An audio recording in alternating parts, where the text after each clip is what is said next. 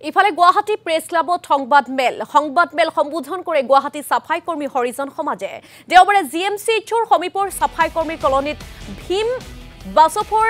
নামৰ এজন লোকে সংবাদমেল সম্বোধন কৰিছিল য'ত সংবাদ মাধ্যমৰ আগত তৃতীয় পৰ্যায়ৰ নিৰ্বাচনত 1 লাখ সাফাই কৰ্মীয়ে নোটাত ভোট দিয়াৰ কথা উল্লেখ কৰিছিল সাফাই কৰ্মী সমাজৰ মতে ভীম বাছফৰ এজন স্বয়ম্ভূ নেতা নিজৰ স্বাৰ্থ সিদ্ধিৰ বাবে ভীম বাছফৰে হৰিজন সমাজক বিপথে পৰিচালিত কৰাৰ লগতে ভুৱা বাতৰি প্ৰচাৰ কৰিছে ভীম বাছফৰে কোৱা সকলো কথা ভিত্তিহীন ভৱিষ্যতে গুৱাহাটী হৰিজন সমাজৰ লোকক কোনো মন্তব্য নকৰিবলৈ সংবাদমেল যোগে হকিয়নি যে ভীম বাছফৰ নামৰ এজন আপোনাৰ স্বয়ম্ভূ নেতা তেওঁ কিন্তু প্ৰচাৰ মাধ্যমেৰে যিবোৰ কথা কৈছে যে নোটাত ভোট দিব গুৱাহাটীবাসী সমাজ আমি এইটো হকিয়াই দিব বিচাৰিছোঁ এটা বস্তু আপোনাক ক্লিয়াৰ কৰিব বিচাৰিছোঁ যে সাফাই কৰ্মচাৰী হৰিজন শম্ভু নেতা ভীম বাছফৰ মন্তব্যত প্ৰথমে আমি ধিক্কাৰ দিছোঁ লগতে গুৱাহাটী হৰিজন লোকসকলে দলে বলে ওলাই আহি কৰিব ভোটদান তেওঁলোকে ভোটটো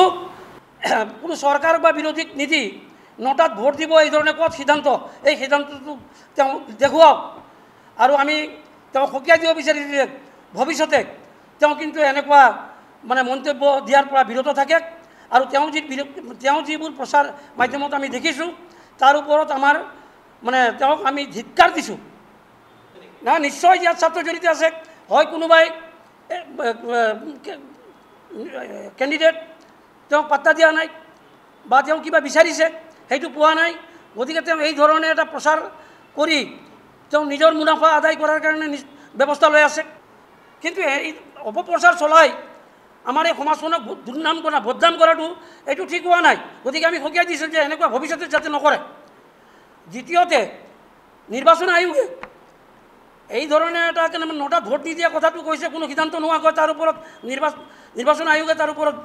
ব্যৱস্থা গ্ৰহণ কৰিব লাগে